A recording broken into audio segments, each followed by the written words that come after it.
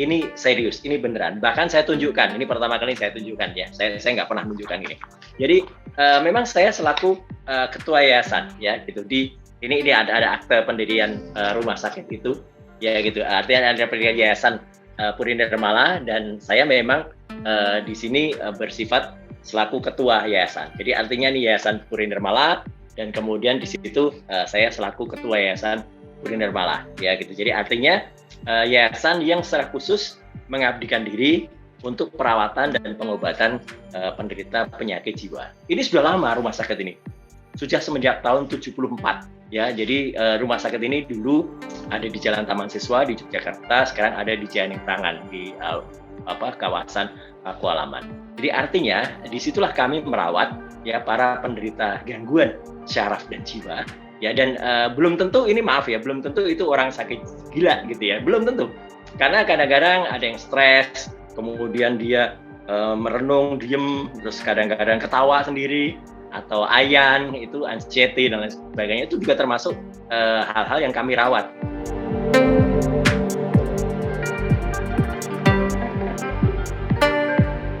Saya tidak bisa merinci seberapa besar ya, karena kan perawatan di sebuah rumah sakit itu panjang dan biasanya orang dirawat di rumah sakit syaraf dan jiwa semacam ini periodenya tidak seperti dirawat di rumah sakit biasa. Artinya masuk kemudian diberikan terapi, kemudian tidak boleh rawat jalan, ini harus dirawat di rumah sakit. Misalnya dia periodenya adalah seminggu, 2 minggu, atau sebulan, atau 2 bulan. Nah, jadi tergantung penyakitnya, karena terus dia harus dites terus-menerus ya. Jadi misalnya dia dites kecemasannya, dia dites kemudian tanda-tanda medis yang lain, dan semua itu ada MRI-nya, ada medical record-nya. Jadi artinya ini serius saya menawarkan dan bukan main-main. Kalau dikatakan kan ada orang mengatakan jangan-jangan Mas Roy itu main-main. Ya rumah sakitnya siapa itu? Ini rumah sakit milik kami, milik yayasan saya dan staf yang ada di situ, dan ini sudah lama.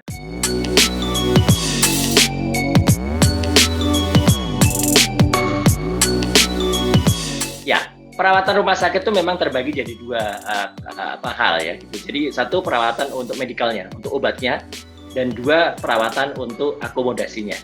Nah, akomodasi tentu berbeda-beda ya gitu. Ada akomodasi itu yang kelas biasa, kelas 1, kelas 2, kelas 3 atau VIP. Ya itu tentu berbeda-beda. Ini saya kira standar ya di rumah sakit, orang juga bisa tahu semacam kalau hotel tuh perbandingannya seperti penginapan di Hotel Melati 3 gitu ya. Itu tarif rumah sakit seperti itu. Ada juga yang jauh lebih mahal. Nah, tapi obat ini yang memang mahal. Ya gitu, terus terang saja ya gitu, karena obat-obat untuk kemudian masuk daftar G, yang obat itu adalah obat penenang, ini tidak bisa dibeli di luar dan juga memang harus dengan resep dokter dari dokter syaraf dan dokter penyakit jiwa yang ada, dan ini memang tidak murah ya gitu. Misalnya obat-obat semacam Valium, semacam Ogadon gitu ya, itu kan obat-obat yang memang untuk anxiety, untuk orang yang stres, sampai dengan orang yang harus kemudian dengan dosis yang jauh lebih tinggi. Nah, obat ini tergantung ya.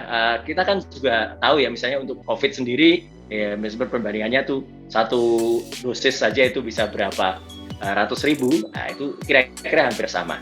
Jadi range-nya tidak sama seperti penyakit-penyakit pasaran ya, influenza, flu dan sebagainya. Tapi mungkin tidak setinggi biaya untuk misalnya rawatan penyakit jantung ya. Kalau jantung misalnya operasi ring, memasang ring itu sampai dengan ratusan juta, ini sih tidak ya gitu. Tapi artinya tergantung juga dengan perawatan berapa hari dia.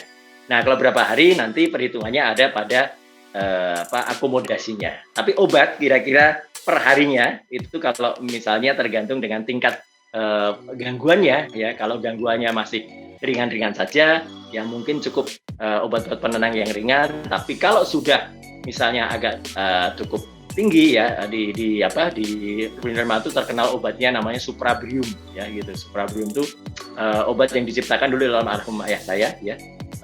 Supra itu singkatan dari nama almarhum ya, Suyono Prawira Hadikusumo.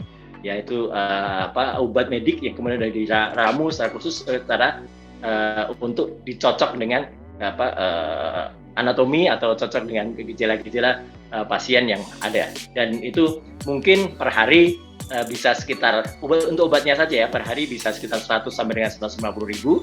ya gitu, sampai dengan bisa juga sampai dengan 400 ribuan tapi nggak sampai 500 ribu. Nah, tambah dengan biaya akomodasinya untuk di rumah sakitnya. Jadi artinya biaya perawatannya seperti juga di penginapan. Kira-kira gitulah. Saya tidak bisa mengkalkulasikan karena apa? Karena ini sangat varian. Makanya saya mengatakan tidak usah dihitung. Kalau untuk FH gratis.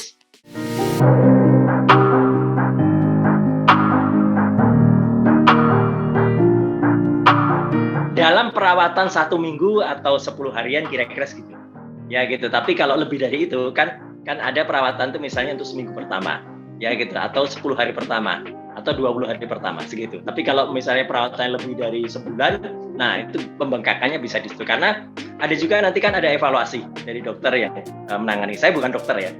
Meskipun saya belajar medik tapi saya bukan dokter. Nanti ada staf kami, dokter khusus ya, dokter SPKJ, dokter spesialis penyakit jiwa atau dokter SPS, dokter spesialis saraf yang nanti akan melakukan pemeriksaan dan nanti akan menentukan kadar obatnya seberapa tinggi.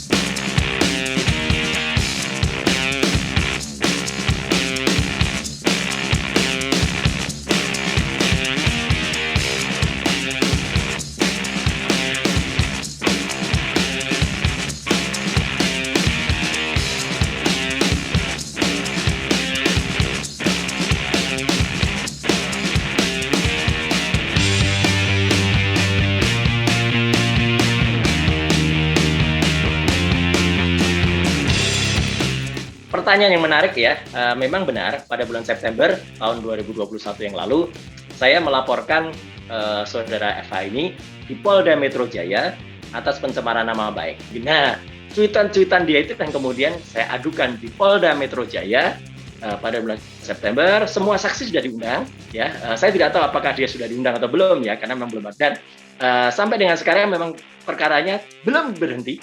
Dan tidak akan saya hentikan, jadi tidak akan ada penyelesaian restoratif justice ya enggak ya, sama seperti si Eko Agung tadi, sama seperti si Mas Jopre atau Yulianto Prayanto ya, nama asli Mas Jopre itu yang dia ternyata juga terdakwa di kasus penipuan ya, itu perkaranya semua tetap jalan ya. Saya dengan tim kuasa hukum saya di bawah Pak Fitra Romadoni dan kawan-kawan tetap meneruskan ini, dan memang lambatnya kan apa? Karena kami menolak restoratif justice.